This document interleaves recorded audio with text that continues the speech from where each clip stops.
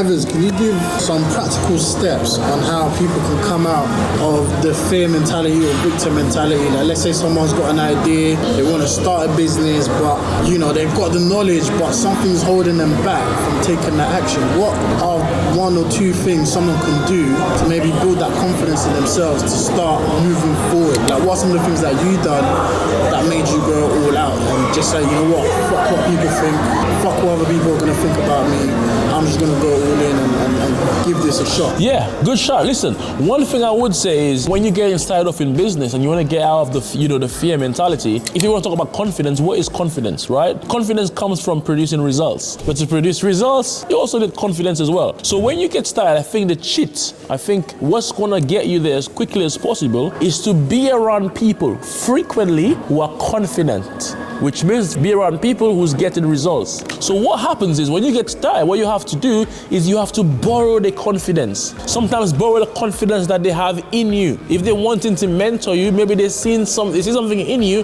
that you don't see in yourself. So when I got started, one of the things that I did is I didn't have any confidence in myself. I didn't know if properly was going to work for me.